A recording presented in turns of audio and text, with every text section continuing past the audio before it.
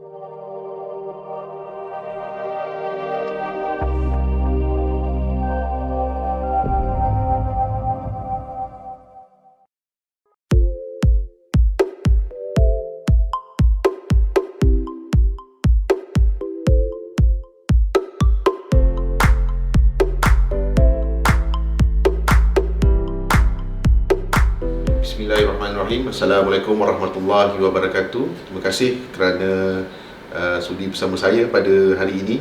Saya akan bercerita sedikit tentang buku yang saya baca pada hari ini, iaitu Nature Photography, Panduan Merakam Foto Alam Semula Jadi. Buku ni saya beli di Badan Bookstore. Harga dia lebih kurang dalam RM15 bagi Semenanjung Malaysia, dan bagi Sabah Sarawak dalam RM17. Buku ni ditulis oleh seorang pensyarah, fotografer, Encik Rasfan Abu Bakar. Jadi beliau ni sebenarnya adalah pensyarah di, kalau ikut kat sini dia kata dekat Aswara, Kuala Lumpur. Jadi mempunyai background fotografi yang kuat lah, dan juga dia juga seorang pelukis sebenarnya. Jadi apa yang saya suka tentang buku ni masa mula-mula saya bilik-bilik, ianya semuanya mengandungi halaman yang berwarna, semua yang berwarna. Jadi menjadikan saya sukalah untuk baca buku ni. Jadi ada banyak tips sebenarnya tentang bagaimana mengambil gambar tentang alam semula jadi ni. Jadi saya baru nak belajar tentang fotografi, jadi buku-buku macam inilah yang sesuai untuk dibaca. Okey. Di terbitan PTS, saya mulakan dengan tips dia lah yang pertama. Antaranya adalah alam semula jadi merupakan anugerah Tuhan. Jadi bagaimana kita tahu, ialah alam semula jadi memang cantik kan untuk dokumenkan, kita ambil gambar, tapi kena pastikan jugalah cara kita mengambil gambar tu kenalah okey lah, yang betul, supaya memastikan gambar yang kita ambil itu menarik, cantik, dan boleh memberikan rasa gembira pada diri kita. Okey.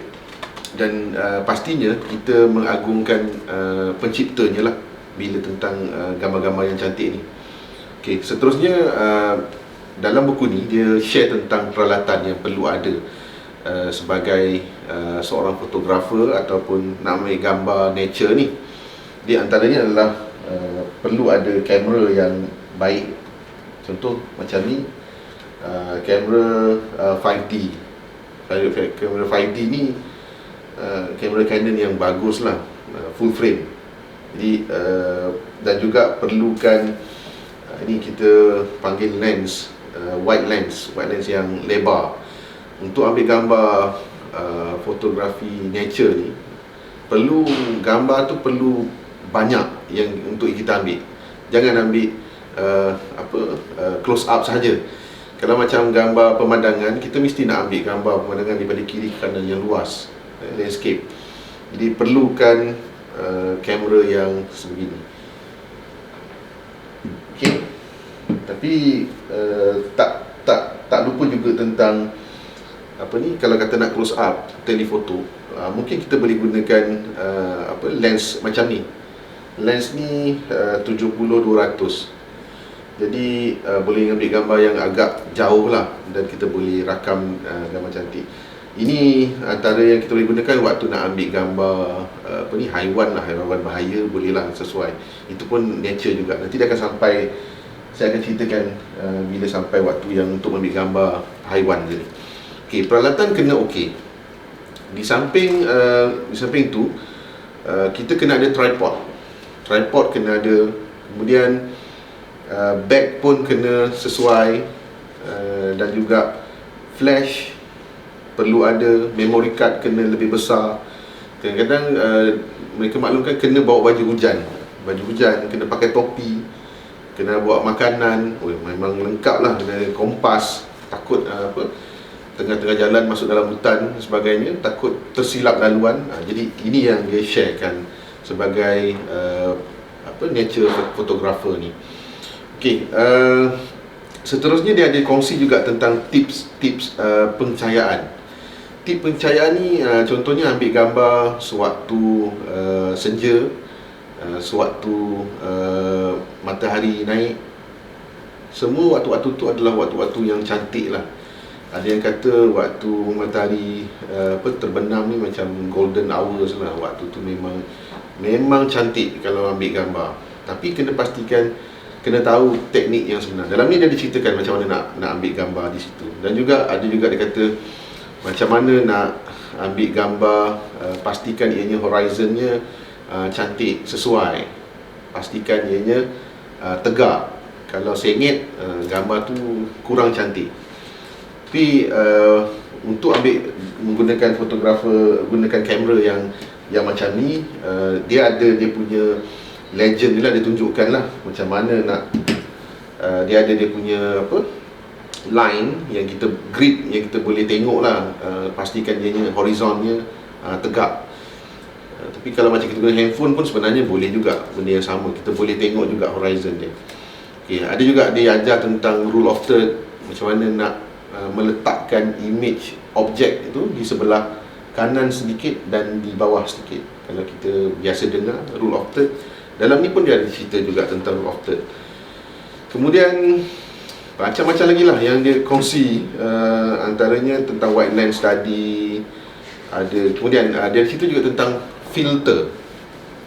Kalau kita biasa dengan handphone, kita kan biasa buat editing guna handphone, terangkan, gelapkan, gunakan Snapseed ke, gunakan Photoshop, apps ke, kita akan cuba terang dan gelapkan. Itu kita gunakan handphone. Tapi kalau gunakan kamera ni, dia ada filter di depan ni, perlu dipasang pada lens di depan ni, dan harganya biasanya mahal lah. Tapi yang mahal ni biasanya kita tahulah kan, dia punya hasilnya memang cantik lah. Okey, ada juga dikongsi tentang apa yang boleh saya kongsi lagi tentang fotografi haiwan. Kenapa dia kongsi dalam ni fotografi haiwan? Fotografi haiwan ni sebenarnya amat menarik untuk kita explore. Waktu bila kita nak ambil gambar haiwan tengah apa? Yang sesuai yang dia maklumkan adalah ambil gambar haiwan tengah makan. Kemudian ambil haiwan sedang dia buat pergerakan. Contohnya dia waktu dia terbang, waktu dia bertinggik di atas tunggul. Waktu-waktu tu dia ajar macam-macam ada dia ajar. Satu lagi, nak fokuskan gambar haiwan ni, fokuskan gambar mata dia. Di mata dia, kalau nampak lagi terang, lagi cantik dia punya hasilnya. Kalau biasa kita tengok National Geography kan, yang Animal Planet, biasa kita akan nampak itulah yang dia akan fokuskan, mata, pergerakan, makan, waktu tengah terbang, waktu tengah sambar untuk makan dan sebagainya. Itu yang dipilih lah. Okey, satu lagi adalah teknik DOF. Kalau orang kata, setengah orang kata bokeh, gambar-gambar yang image-nya terang, di belakangnya gelap. Itu antara gambar-gambar yang sesuai diambil lah. Nak ambil teknik DOF ni sesuai untuk gambar-gambar haiwan.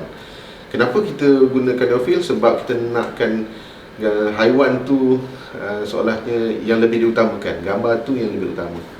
Okey, seterusnya tentang telefoto tadi tu saya kongsi sebelum ni.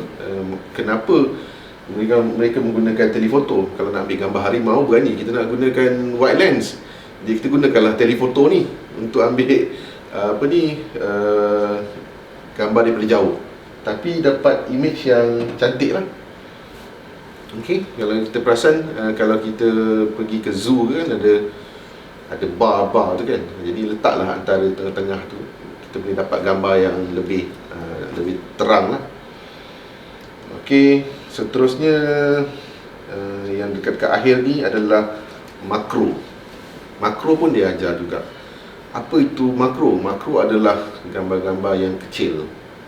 Contohnya semut, daun. Dalam ni ada banyak ni. Ada grasshopper, ada gambar butterfly, ada gambar bunga raya. Macam mana dia mengambil gambar tu, sebenarnya gambarnya satu je, bunga saja, tapi dia menghasilkan mood yang sangat cantik dan seronok untuk kita belik-belik dan perhatikan. Okey. Jadi ini menambahkan lagi lah kecintaan kita kepada pencipta, kepada semua yang diambil gambar ni lah. Okey, last dia ada kongsi tentang tutorial bagaimana nak buat editing. Ini digunakan Photoshop lah. Tapi kalau macam saya cadangkan, kalau kita banyak menggunakan handphone, cuba gunakan beberapa software yang percuma, contohnya Snapseed ke, ataupun kalau handphone tu sendiri dah ada editing di dalam built-in di dalam handphone tu sendiri, cuba mana yang overexpose kita kurangkan sikit, gelapkan sikit. Mana yang gelap kita terangkan sikit untuk memastikan gambar tu boleh dilihat, jelas untuk dilihat. Dan juga mana yang gambar yang kuning kita birukan sikit, mana yang biru sangat kita kuningkan sikit untuk pastikan dia natural dia dapat stable, gambar yang sesuai. Ini gunakan, kita panggil white balance lah kalau dalam fotografinya. Jadi ada banyak lagi sebenarnya yang diceritakan dalam nature photography ni, tapi saya kongsikan sedikit sahaja. Kalau nakkan buku ni, cuba carilah di di Badan Bookstore ke atau kedai-kedai lain yang memang banyak. Nipis-nipis saja, senang baca, senang habis. Okey, selamat jumpa lagi. Terima kasih. Assalamualaikum warahmatullahi wabarakatuh.